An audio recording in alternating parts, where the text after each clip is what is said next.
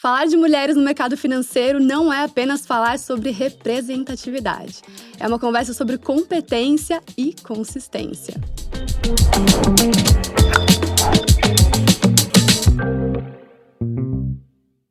Olá, sejam bem-vindos ao Mind Asset, o podcast da Itaú Asset. Eu sou a Isa, da equipe de comunicação do Itaú. E neste episódio especial do Dia Internacional da Mulher, recebemos Roberta Anchieta, diretora de administração fiduciária, e Carolina Magnoller, head de estruturação da mesa de Private Markets da Itaú Asset. Com mais de 2 décadas de atuação no mercado financeiro e no Itaú Unibanco, Carolina e Roberta construíram trajetórias sólidas e mostram na prática como conquistar espaço sem perder a essência. Neste episódio, vamos conversar sobre carreira, escolhas e construção de legado. Meninas, sejam muito bem-vindas ao Mind Asset. Estou muito feliz em receber vocês aqui. Obrigada, Isa. Prazer estar aqui com você. Obrigada pelo convite. Eu adorei estar aqui com vocês. Bora começar esse papo, então.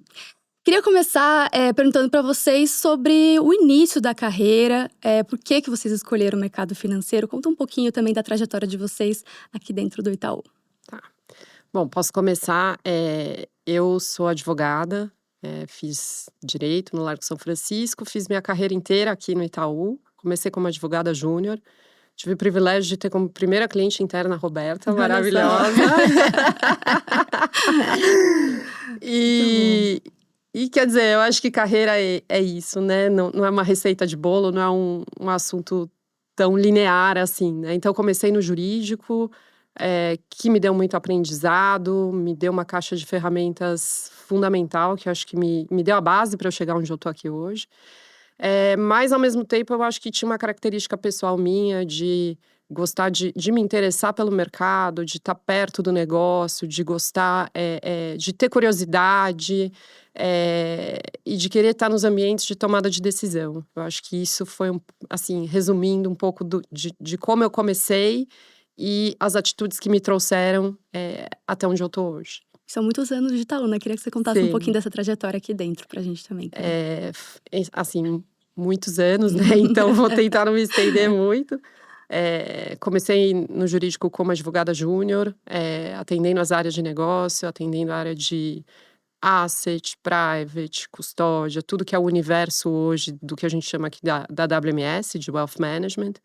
Tive passagem por outras áreas do jurídico, fui para o societário, entender um pouco como o banco funciona, né? O que me deu, acho que, muita bagagem institucional.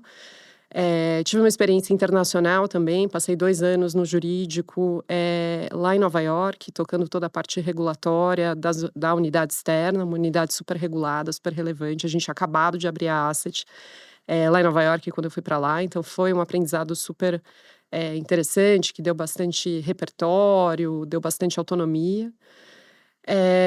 E depois foi em 2021 que eu recebi um convite para mudar de carreira, acho que pegar toda esse aprendizado, essa bagagem que eu construí aí, acho que foram quase 15 anos de jurídico, e mudei para o negócio, a convite do Arlindo, né, que é o head do Multimesas e do CAS, para assumir uma posição mais executiva, de desenvolvimento de negócios, de novos produtos, ali no Multimesas, que é essa área onde a gente atrai gestores do mercado para uma plataforma onde esses gestores se plugam no Itaú e tomam risco de forma independente.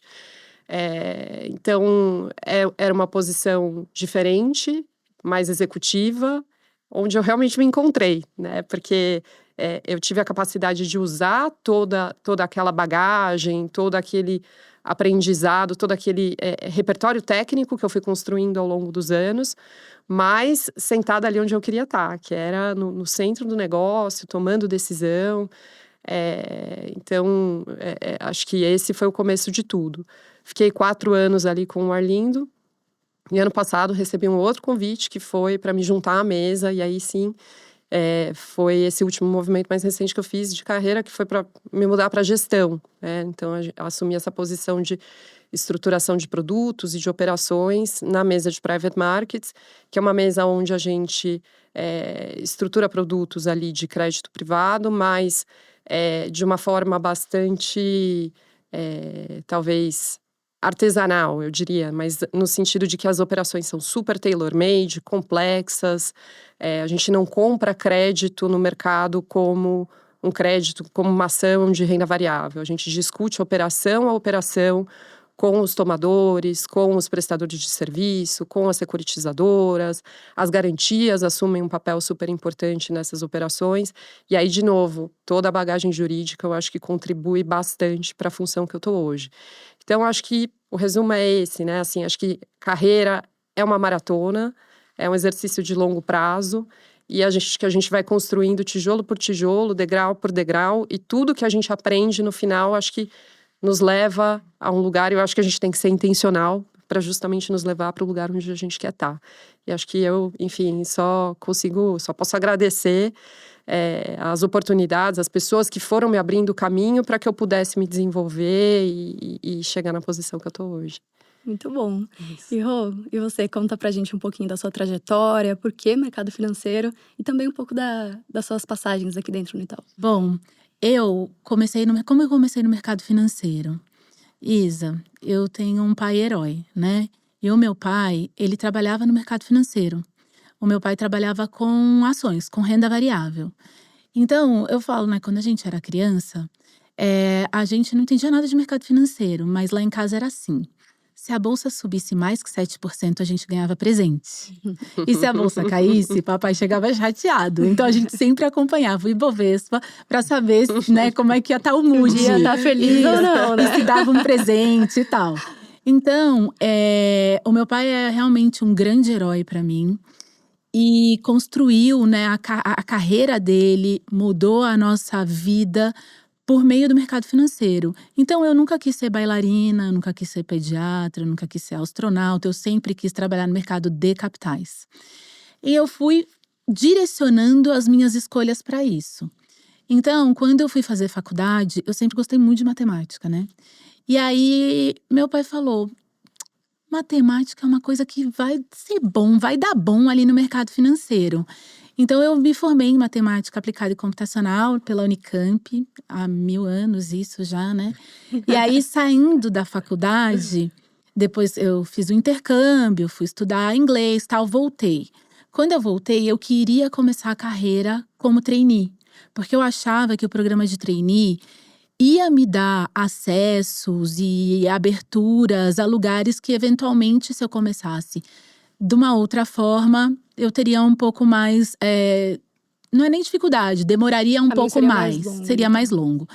Então, eu apliquei para vários programas de trainee. E aí, entrei no Itaú como trainee. Entrei no Itaú em 2000, então estou no banco há 26 anos. Rodei por várias áreas ali, né, no programa de trainee. E aí tinha uma área de pesquisa quantitativa. Na Asset, na Itaú Asset. Eu, saindo da faculdade, imagina, eu fiz matemática, eu não sabia o que era CDI. Eu sabia fazer integral dupla, tripla, tudo. Mas eu não sabia o que era um CDI direito. Então, tem uma área de pesquisa quantitativa, tá, é essa área que eu vou ficar. Fiquei nessa área por 1 ano. E aí, foi criada uma área de produtos na Itaú Asset. E aí, eu fui para essa área na criação. E fiquei 16 anos nessa área de produtos da Itaú Asset. E foi muito legal, porque eu aprendi muita coisa, me deu muita base. Lá a gente construía, né, desenhava os fundos de investimento junto ali aos gestores, fazia, né, várias pontos com jurídico, com outras áreas internas. E durante o meu período de Itaú Asset, tudo aconteceu na minha vida, porque foram 16 anos. Então, eu conheci meu marido, eu tive um filho, eu tive outro filho. E eu me tornei gerente nesta área. E fiquei ali como gerente, então, por 12 anos. Aí veio uma oportunidade na administração fiduciária de fundos de investimento. Foi também uma mudança de carreira, porque, ao contrário da Carol, eu saí do negócio para uma área de risco da primeira linha. Então, eu fiz essa mudança e sempre no tema fundos de investimento. Então, continuei ali trabalhando com fundos de investimento. E aí foi quando eu tive minha promoção para superintendente. 5 anos depois, eu assumi a diretoria de administração fiduciária e aí eu voltei a ter uma parte no negócio, além do risco da primeira linha, que é o produto administração fiduciária. Então, assim, muito rapidamente, esses são os meus 26 anos de banco. Muita coisa, hein? Muita coisa. Maravilha. E meninas, mercado financeiro ainda é um mercado predominantemente masculino. Isso tem, né, mudado ao longo dos anos, mas imagino que 26 anos atrás, isso era ainda mais forte. Queria entender um pouquinho como é que foi esse início de carreira para vocês. Como é que foi lidar com esse ambiente muito masculino? Acho que sim, acho que 20 anos atrás o ambiente era ainda mais masculino. Ele continua bastante masculino. Eu acho que talvez no meu começo eu não senti tanto, porque como eu comecei no jurídico, o jurídico sempre teve muitas referências femininas. Então, eu acho que a gente transitava meio sem perceber por muita coisa que depois a gente veio a conversar de uma forma mais intencional, debater e ver como a gente trata, né? Porque, apesar dos ambientes terem muitas mulheres, faltavam mulheres nas lideranças. E aí você tinha uma ou outra ali que despontava e que realmente trazia ali alguma representatividade pra gente, né? Eu acho que isso foi melhorando com o passar do tempo. Acho que vieram os grupos, veio a conversa sobre diversidade, vieram as referências, né? Então, no jurídico, a gente tinha a Leila, a Cláudia, que se tornaram, acho que, grandes referências, não só para quem era do jurídico, mas para todas as mulheres do banco. Aí veio a Rô, veio a Tati Greco, que era gestora e também assumiu uma posição de liderança no Itaú. E a gente foi vendo que era possível, né? E a gente foi vendo que a gente precisava falar mais sobre isso. Por que as mulheres não chegavam? Por que as mulheres paravam no meio do caminho? Não só pela questão de sermos mulheres e de a gente querer ter uma carreira, mas porque também uma mesa com mais diversidade, com modelos mentais diferentes, toma decisões melhores. É melhor para o banco e é melhor para o nosso cliente, é melhor para o nosso cotista a gente ter mais mulheres sentadas na mesa. Então, acho que é um desafio. Acho que temos um longo caminho, já percorremos um caminho. E acho que é super importante a gente estar tendo essa conversa, ter mulheres como a Rô, maravilhosa, que puxa aqui grupos de diversidade aqui dentro do banco, no mercado. E eu acho que o que é legal é que nós aqui como mulheres, a gente quer ser tudo, né? Então, assim, você quer ser... Você quer estar na posição não apenas por ser mulher, mas você quer ser tão competente ou mais até do que os seus pares, né? Então, eu acho que a gente tem mulheres maravilhosas hoje como referência, que ajudam as meninas. Acho que tem um trabalho de dia a dia a ser feito, de trazer cada vez mais as mulheres para a mesa, no cotidiano, a dar oportunidades, a colocar as meninas mais júnior ali em posições onde elas possam ser ouvidas, onde elas possam expor os projetos onde elas estão trabalhando. E eu acho que, de novo, a consciência sobre isso, falar sobre isso é importante. O Itaú falava sobre isso quando não era moda, falava quando era e continua falando, porque é como o Milton fala, né? A gente não está aqui pela tendência, a gente está fazendo isso porque a gente realmente acredita. Então, eu acho que é um trabalho de formiguinha, assim, para resumir, né? No dia a dia, a gente dar oportunidade e também buscar essas oportunidades, né? E não se apequenar quando você tem uma mesa cheia de homens ali, tomadores de decisão, e te chamam para sentar à mesa. Se te chamaram para sentar naquela mesa, é porque você merece estar lá, né? E aí você não pode deixar aquela vozinha que às vezes vem e fala assim, não, você não devia estar ali. Você devia estar ali. Então você sente naquela mesa, assuma a sua posição, fale o que você tem a dizer, sem medo de errar, porque é isso, né? Você tem uma história, você tem uma bagagem, uma maturidade que estão ali para te apoiar. E você, Rô, teve alguma referência feminina nesse começo? Como é que foi para você? Bom, quando eu entrei no banco, não existiam mulheres superintendentes na Asset. Tinha uma gerente, ela era uma gerente de Fund of Funds, quando eu entrei. E eu achava, a Arisla, o nome dela, eu achava ela o máximo, assim, sabe? Porque ela tava naquelas rodas com os homens e tal. Agora, Isa, eu também preciso dar um contexto, assim. O fato de ser mulher nunca foi o que mais me atrapalhou, entre aspas. O que mais me fez sentir e lidar com o preconceito e com a discriminação foi o fato de ser negra. Então, o fato de ser uma mulher negra é o que sempre pesou mais para mim. Eu estava muito acostumada já com o preconceito e com a discriminação por causa do racismo. Eu fui uma menina que estudei em escolas particulares, num país onde 70% da população periférica é negra. Então, nós éramos ali a única família negra no bairro que eu morava em Alphaville. E isso fez com que eu sofresse muito preconceito desde cedo, o racismo. Então, eu tinha muita casca já para aguentar. Eu nunca me senti minorizada por ser mulher. Até então, eu era minorizada por ser negra. Eu era o grupo subrepresentado. Porque na escola não tem muito isso. Ai, é mulher, ai, não sei. Né? Na escola, metade é mulher, metade, né? Quando eu entrei na faculdade, como eu fiz matemática, nós entramos em 122 e éramos 7 mulheres. Foi a primeira vez que eu falei, nossa, realmente. Quando você falou matemática, eu imaginei. E eu sou super matemática, eu fiz mestrado em matemática também. E aí eu falei, nossa, tem pouca mulher aqui. Mas eu continuava sendo uma das únicas negras. E ser negra é muito mais impeditivo do que ser mulher para tudo no Brasil. Então, tudo bem, fui lá. E eu não tinha referências, porque eu não tinha sequer professoras. Eu tive pouquíssimas professoras na faculdade. Mas eu não queria ser professora, então também não me parava. E eu fui para o mercado financeiro porque meu pai era um homem preto, de origem pobre, no mercado mais branco, masculino e elitista que a gente tem até hoje, que é a Faria Lima aqui, né? E ele conseguiu. Então eu olhava para ele e eu falava, bom, se ele conseguiu, eu também posso. Eu tive essa felicidade e esse privilégio de ter em casa um mentor que venceu barreiras, que quebrou barreiras, olhava para mim e dizia, minha filha, você pode ser o que você quiser ser. Só que tudo vai ser 2 vezes mais difícil para você. Uma porque você é preta e outra porque você é mulher. Mas segue seu caminho. E aí, então, eu achava que estava tudo bem. Podia entrar no mercado, podia fazer. O meu pai falou, quem vai dizer que não? Eu fui.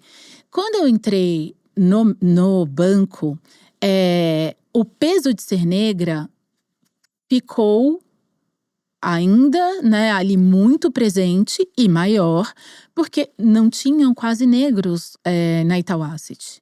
Mulheres tinham poucas, mas mais do que negros, e não em cargo de liderança.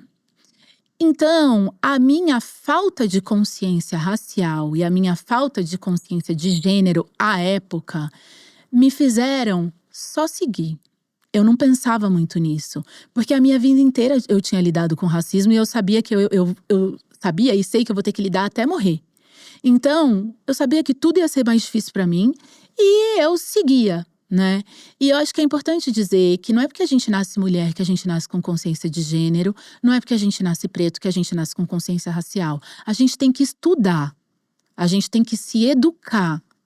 Até para que a gente possa entender as nossas dificuldades e a gente possa orientar os nossos filhos e as pessoas que estão à nossa volta de que não somos todos iguais. Infelizmente, não somos. Não somos. A gente vai encontrar dificuldades diferentes.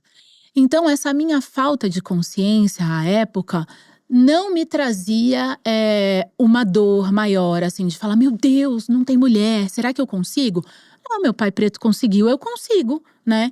E fui caminhando. Naquela época também, é importante dizer que não se falava em diversidade. Diversidade era praticamente uma afronta à meritocracia. Ninguém podia falar em diversidade. E nem a gente tinha consciência disso também. Eu não pensava no negócio de diversidade. Eu sabia que eu era diferente, que o meu diferente era prejudicial a mim. Porque eu nunca fui padrão de beleza, eu nunca fui padrão de honestidade, eu nunca fui padrão de comprometimento. Ninguém olhava pra mim e falava assim, nossa, essa é honesta, hein? Por quê? Porque o negro no Brasil é associado a tudo isso. Ele é associado à violência, à falta de honestidade, à falta de comprometimento, à falta de inteligência. Isso sempre me marcou muito a minha vida. Porque quem é inteligente aos olhos dos outros? O branco. E isso vem do início do século XX, no racismo após a abolição, que teve o racismo ali científico, que era o quê? Dizer que o lobo frontal do negro era diferente do lobo frontal do branco e, portanto, o branco era mais inteligente e mais frágil e o negro mais burro e mais forte. Até hoje a gente sofre as consequências disso. Obviamente não há diferença do lobo frontal, nós não temos uma diferença biológica, não há uma diferença. No entanto, a gente sofre as consequências disso até hoje, porque a gente é associado a ser mais burro até hoje e a violência obstétrica na mulher negra é infinitamente maior do que na mulher branca. Por quê? Porque nós somos muito mais fortes, a gente tem que aguentar. O que não é verdade, né?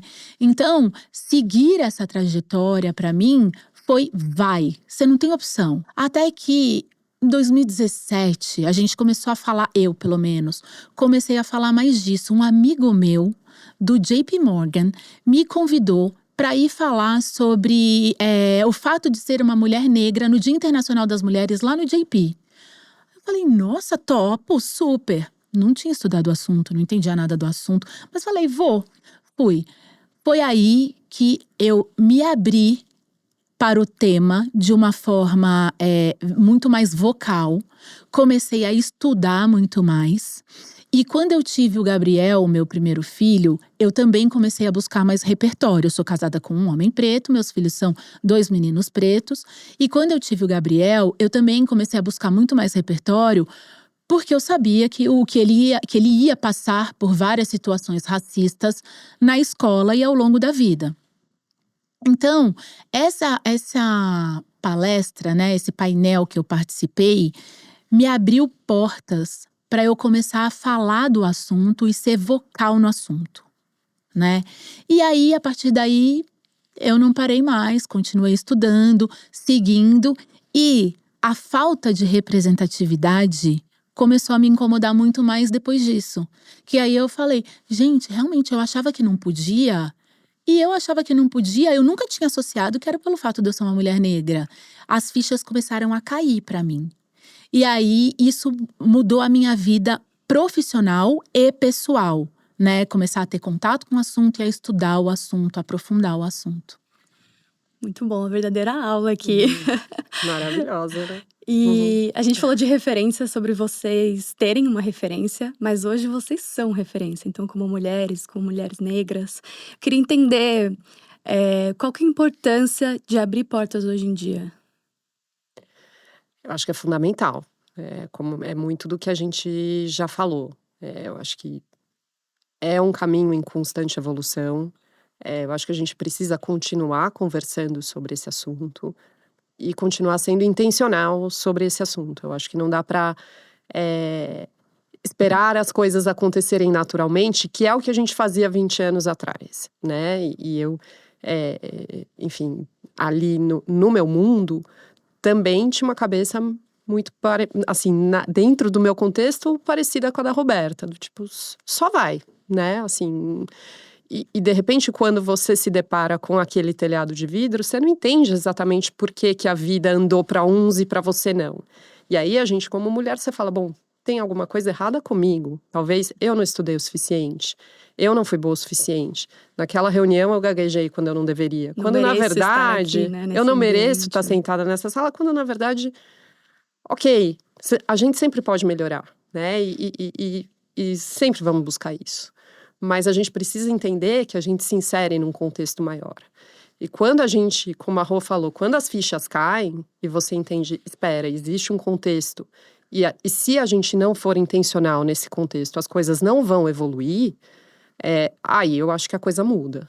E aí sim, a gente precisa buscar espaço, a gente precisa buscar contratar mulheres, aumentar o número de mulheres, seja aqui falando do nosso mundo, na asset como um todo, mas particularmente eu acho importante na gestão, aonde eu acho que a gente ainda assim é muito minoria, né? Eu acho que tem uma questão que vem de formação, né? Porque na gestão as carreiras são predominantemente de exatas, e quando você olha as faculdades de exatas, as mulheres também são minoria. Mas eu tô aqui também para dizer que é possível, né? Assim, eu tenho uma formação de humanas que, né, por questões ali de carreira, experiências, atitude pessoal, vontade, intencionalidade, eu também vim construir aqui um pedaço da minha carreira na gestão, né, que eu acho que é super bacana. Então é possível, né? Eu acho que a gente também está aqui para dizer para as meninas que estão começando ou que estão em outros momentos de carreira, que assim, não olhe para aquela área onde que é predominantemente masculina e acho que por ela sempre ter sido assim, não existe um espaço para você, né? Assim, acho que tem que ter um pouco de protagonismo da pessoa, uma vontade de estar, mas a gente que conseguiu, né, que como você falou, que é referência, eu acho que a gente também tem que abrir esses espaços, e isso vem nas contratações, nos projetos, né, quando a gente está trabalhando com as pessoas, colocar as pessoas para falarem, colocar as pessoas em lugar de destaque. E eu sou muito um exemplo vivo disso. Quando eu vim do jurídico para o negócio, o jurídico, enfim, era uma área mais hierarquizada, onde eu tinha que falar com muita gente, internamente, onde muitas vezes talvez o meu trabalho não aparecia tanto. E foi um choque quando eu vim para o negócio, quando de repente o Arlindo, que era então meu chefe, falou: agora aqui você vai. Eu falava: mas quem que vai fazer a apresentação? Ele falava: Você. é você. Quem que vai preparar? É você. Quem que vai falar? É você. Só vai, Carol. E eu falava: meu Deus, era tudo que eu queria, mas e agora? Não tinha chegado nessa parte ainda, né? Assim, e isso é tão importante, assim, e eu sou tão agradecida, assim, e quando eu falo isso pra ele toda vez, ele fala: mas quem fez foi você, eu não fiz nada. Mas é justamente de dar um espaço para as pessoas. Às vezes o fazer é simplesmente não fazer nada, é deixar as pessoas aparecerem, é deixar elas mostrarem o trabalho delas. Com certeza. Pra você, Rô, como é que é ser uma referência Olha, aqui? Eu vou responder em duas partes. Primeiro eu vou falar sobre como o que eu acho sobre impulsionar a carreira de outras mulheres, e depois eu falo do ponto de eventualmente ser uma referência. Sobre impulsionar a carreira de outras mulheres. Acho que é mandatório, é obrigatório você ajudar outras mulheres, impulsionar outras mulheres, abrir caminhos, porque eu não cheguei aqui sozinha. Eu não cheguei aqui sozinha. Eu cheguei aqui com muitas mulheres que abriram as portas para mim. Algumas passaram e seguraram, outras só seguraram e nem conseguiram passar, né? E no meu caso, como mulher negra, muitos dos meus ancestrais morreram pelo caminho para que hoje eu pudesse estar aqui. Então, eu não posso dizer que eu fiz as coisas sozinha, né? Óbvio, tem muito do meu esforço, tem muito da minha dedicação, do meu comprometimento, mas teve uma jornada de muitas mulheres que passaram antes e trilharam caminhos para que os meus fossem menos difíceis. E eu acho que é minha obrigação continuar trilhando para as que vêm depois possam encontrar menos obstáculos também. Sobre ser uma referência, eu sinto pesado, Isa. Eu sinto um peso, sabe? Porque o fato de ser uma mulher negra, as pessoas negras em geral, elas não são avaliadas individualmente, elas são avaliadas no coletivo. Então, por exemplo, os homens negros são violentos. Você não fala os homens brancos são tal coisa, né? Quando você vai falar eventualmente de um político corrupto, você não fala os homens brancos são corruptos. Não, você fala o fulano não, o fulano é corrupto. No nosso caso homens negros são violentos, mulheres negras são destinadas a situações de serviço, é sempre no coletivo. Então, eu tenho muito medo de errar e que os meus erros fechem portas para mulheres negras como eu. Que aí eu venha a ser julgada no coletivo e fale: tá vendo? Mulher negra não dá, e eu feche porta para as que estão vindo também. Isso eu tenho muito medo. Racionalmente, a única certeza que eu tenho é que eu erro e vou errar, porque eu sou humana. Então, fica muito pesado eu saber que estou em constante evolução e, portanto, errando, né, ao longo do caminho, e com esse medo do julgamento no coletivo. Então, eu sinto um peso disso, sabe? Mas eu faço terapia semanalmente. É o que tem Importante. pra hoje.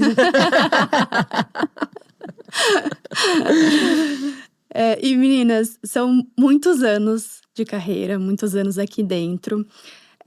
Eu queria entender pontos de virada. Então, momentos que vocês se orgulham, acontecimentos importantes que marcaram a carreira de vocês.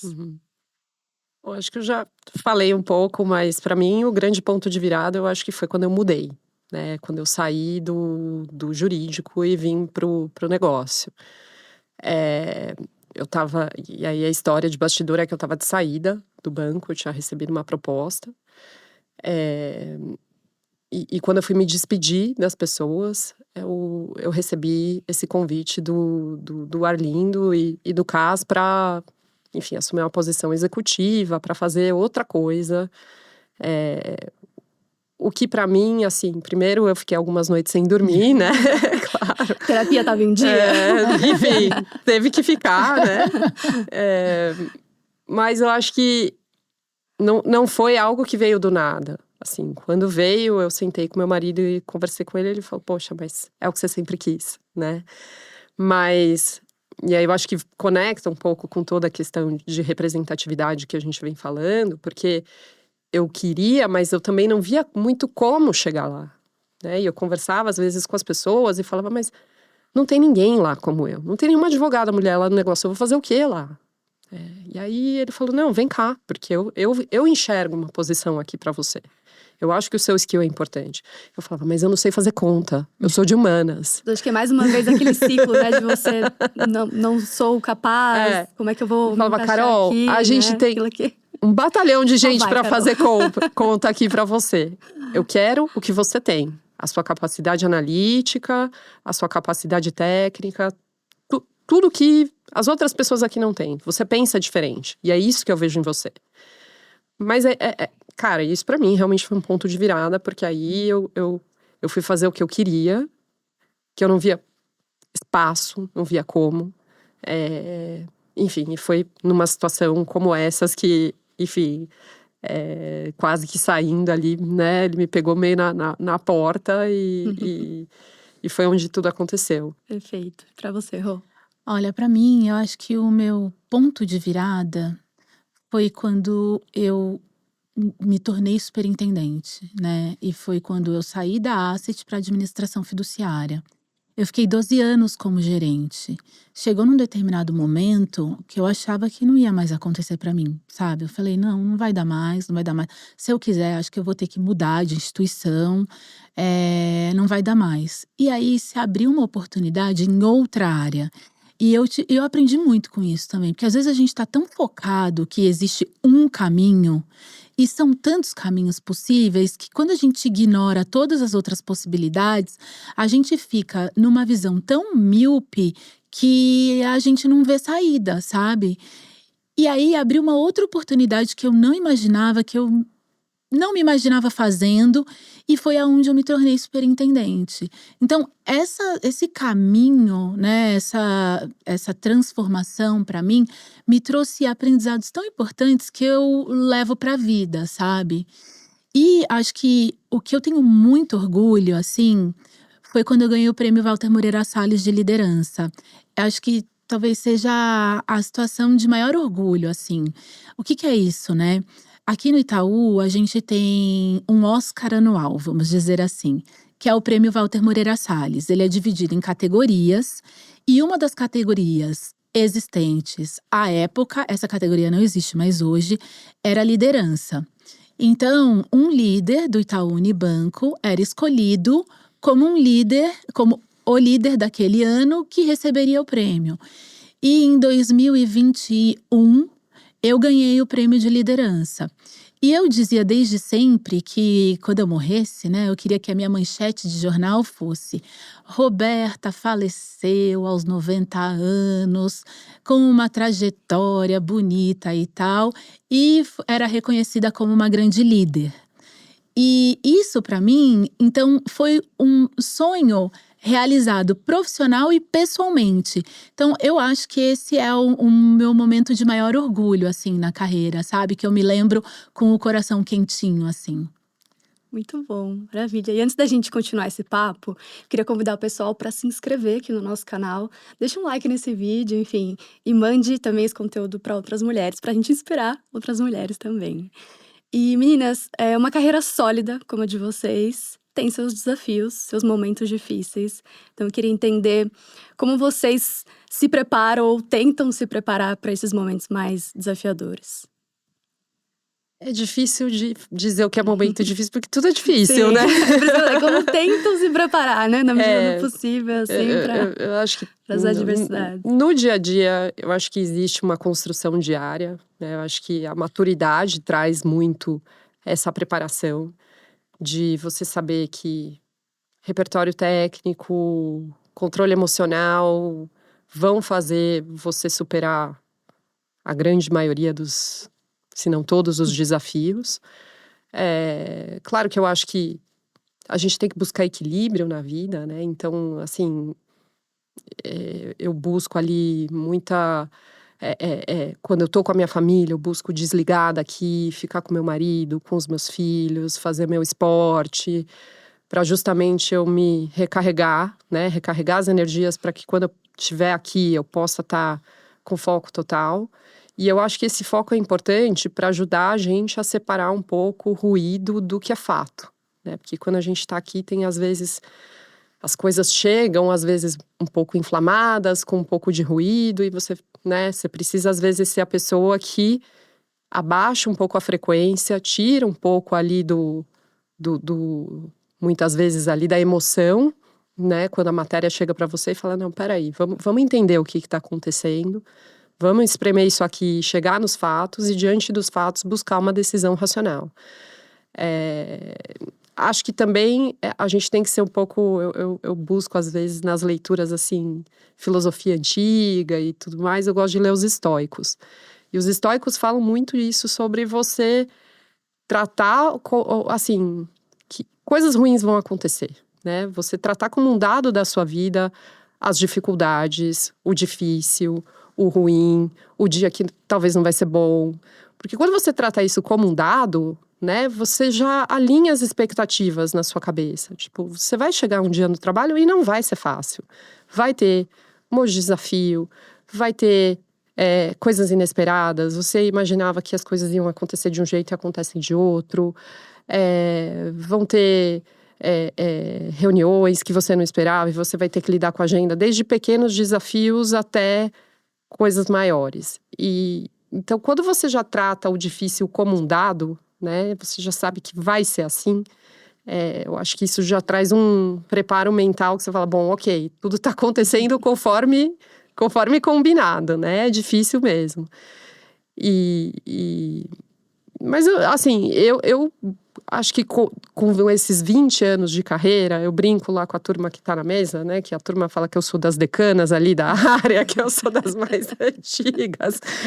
Eu já vi muita coisa acontecer. Então, quando as coisas acontecem, né? Ali, né? Elas se repetem, elas são cíclicas. Então, eu falo, gente, calma aí, né? A gente…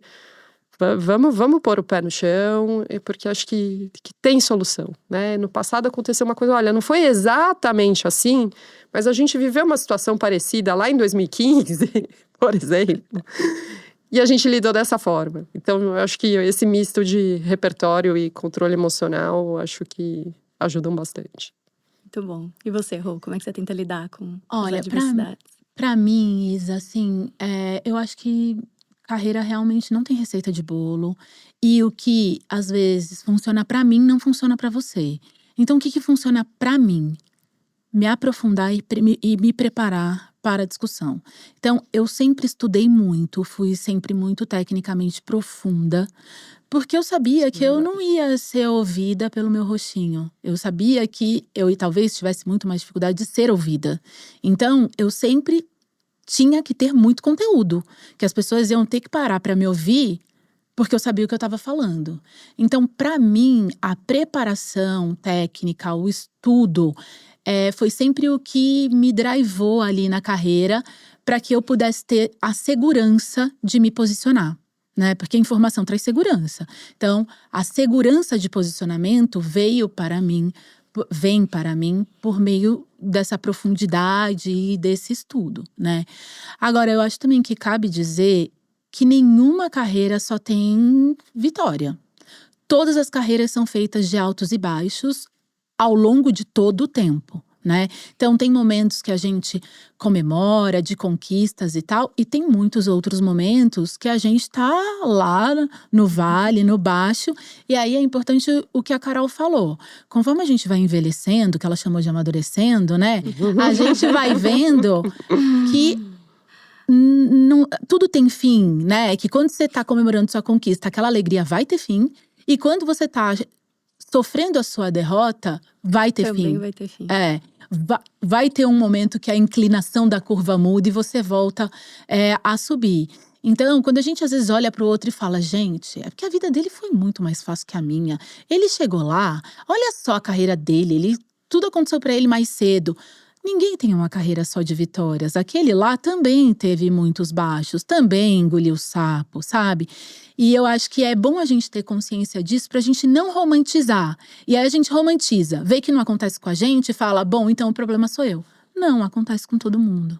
Importante ouvir isso de vocês também, né? Que tem cargos mais altos de que também passam, né? Por Muitos. altos e baixos o tempo inteiro. Exato.